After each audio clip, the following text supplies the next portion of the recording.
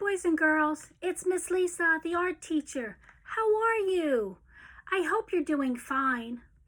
I want you to know that I miss you so very much, and I hope that we'll be together soon. But until then, I'll continue to make these videos for you to learn how to do some art projects, and I hope you really enjoy them. I can't wait to see you in person and to see what you've been doing. Please save your projects or take a picture of them and send it to your teacher, and she'll send it to me. I'd really love to see how you're doing. Well, this week is week 4 at summer camp, and I believe you're learning about habitats. Well, I've decided that we're going to work with the habitat of a chicken, but I'm going to talk about a domestic chicken, which is very different from a chicken in the wild. We've domesticated our chickens over the years, so they're basically taken care of by the farmer, and all their needs are met by the farmer. So let's talk about those needs.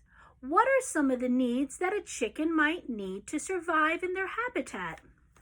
Well, I made a little sign, and I'll discuss it with you. The chicken habitat. Well, let's talk about his shelter. The shelter of a chicken that is domestic, which means that the farmer takes care of him, he's not out in the wild. His shelter is a coop. A coop generally is like our house. It has 4 walls, a roof, and a floor. It keeps them warm and it protects them from predators. It has a door where they go in and out, just like our homes do, whether we live in a house or an apartment or a camper. We have a door that allows us to go in and out. We have 4 walls protecting us around us, a roof, and a floor. So that's what a farmer would build, a chicken coop, just like a little house, but for the chickens. Inside that chicken coop, there will be a big, kind of like a pole going across at a higher level, where the rooster or the chicken would stay on top to roost at night. That's kind of like where they sleep. They like to sleep up on a higher area of their home on this stick, and that's where they roost at night. Let's see, next, food. How does a chicken get his food? Well, the farmer feeds him all kinds of goodies like corn and some kind of mealy worms, because chickens love worms, and they love to grab them from the soil after a good rain because that brings all the worms to the surface. So their food is taken care of by the farmer. But let's say that they were out in the wild, where they originally came from. Let's go back to the wild shelter. What the chickens and the roosters would do is they would stay on the higher branches of a tree, not the tippy top, just high enough where they feel they're safe from, say, a fox or a coyote or any other kind of predator that wants to eat them. So a chicken and a rooster, they know to go on the higher branches of a tree, which is their shelter. Their food, they have free range of all the bugs out in the wilderness, everything, the worms, the mealy kind of bugs, grubs, all kinds of grass and hay. They could live out in the wild with whatever's out in the ground. But the farmer, he'll feed them just as well. Like I said, with the corn and hay, a certain type of a hay, worms after a good rain. So their needs are met as far as shelter and food. Water, if they're out in the wilderness, they could get water that accumulates on leaves. They can go to a lake, a pond, a stream. They can get water there. But if they're living domestically with a farmer, he'll supply the water for them, so they won't be thirsty. He'll usually have a system that continually runs water all day long, so they're never without. And the last thing is their eggs. They need a place to lay their eggs. Well, let me tell you, if a chicken is a domestic chicken, which is a chicken that lives with a farmer, they can lay anywhere between 200 and 300 eggs a year. That's a lot of eggs.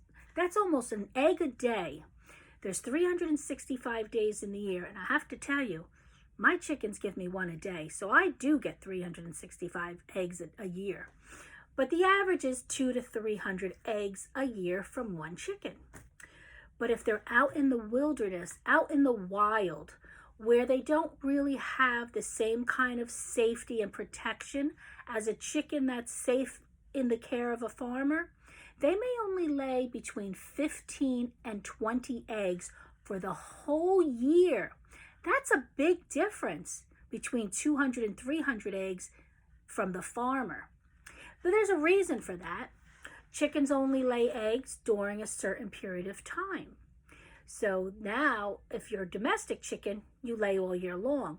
But if you're a wild chicken, there's only certain periods of time that you have your eggs.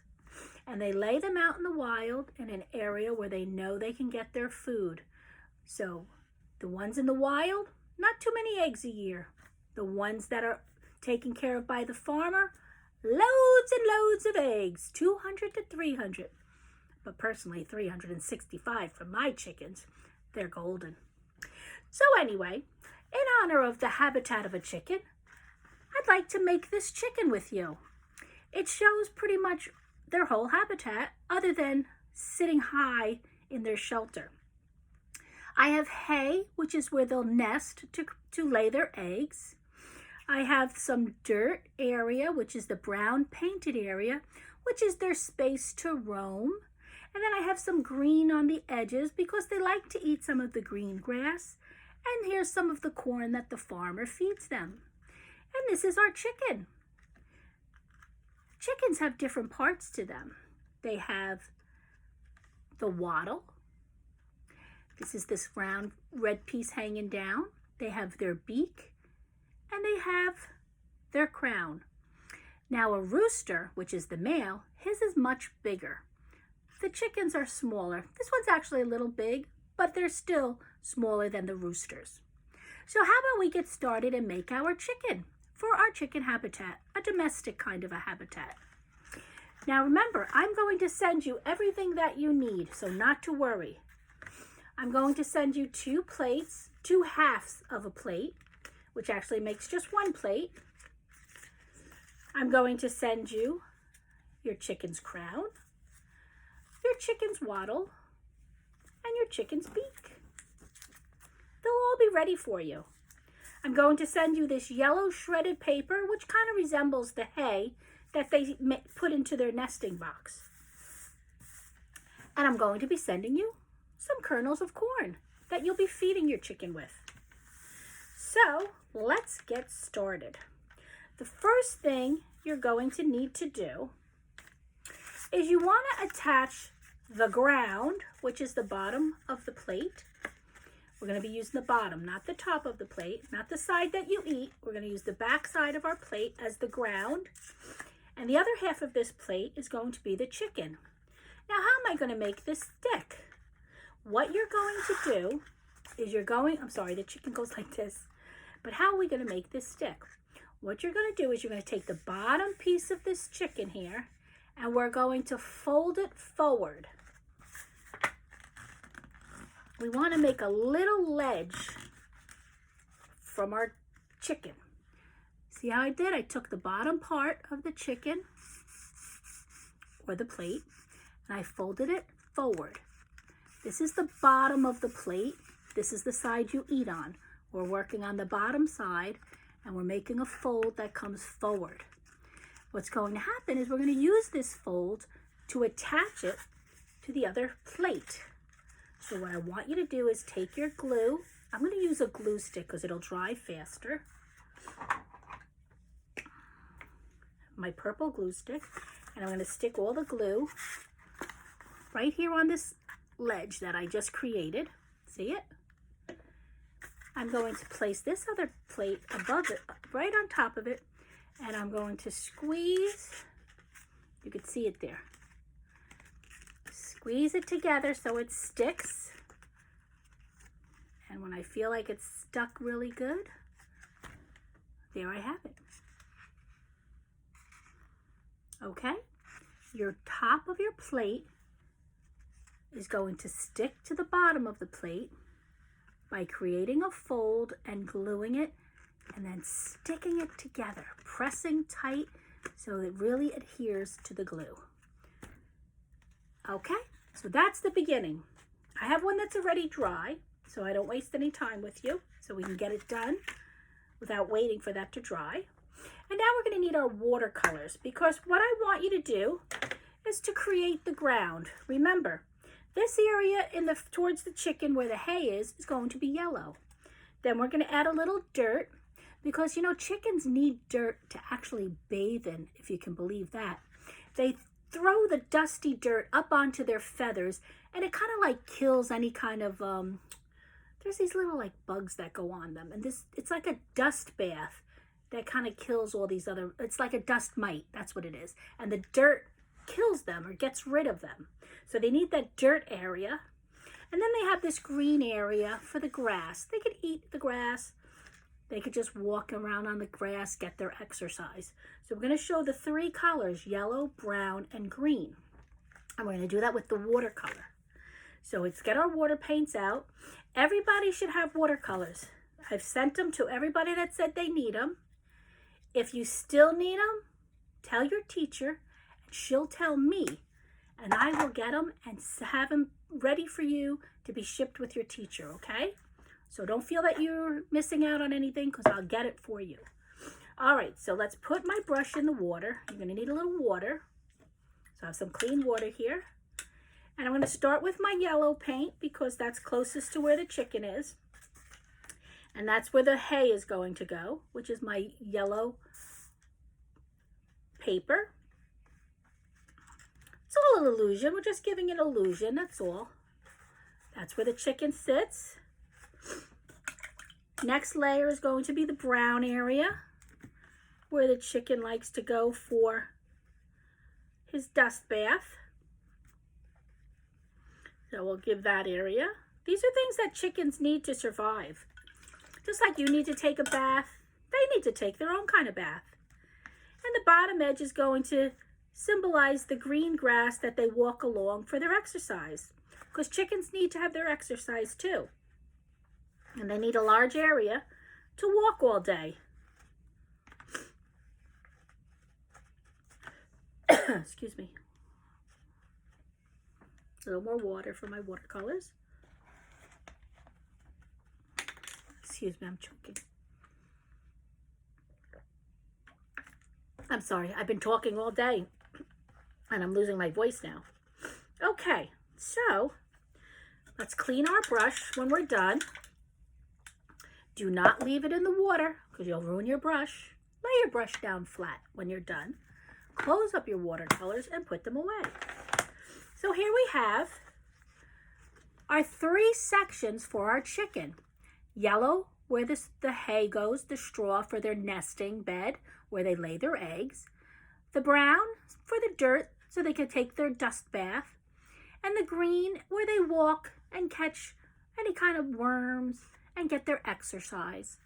So let that dry, and while that's drying, we'll build our chicken. So the first thing we're going to give him is his crown. And we're going to have to glue this on the edge of the paper, a plate on the back. So what I'm going to do is I'm going to get my glue stick back out. And I'm going to glue the bottom edge. Oopsie. Oh, I got some paint on it. All right, we'll make that the back edge. We glue the bottom edge. See that? And I'm going to stick it on to the paper plate. Now I'm going to line it up right with the edge of the plate and press. Press, press, press. You want it to stick. How's that look? You have your rooster or your chicken's crown. Okay, oops, let me put him in a better position. Lining him up. Oh, I'm doing a terrible job here. Okay, there we go, much better. How's that? Okay? Next, we're going to give him his beak. The chicken has a beak, and the flat edge of the beak is going to be on the bottom, and that's going to go right below his crown. So we're going to just put a little glue on the edge of the beak. See how I did that?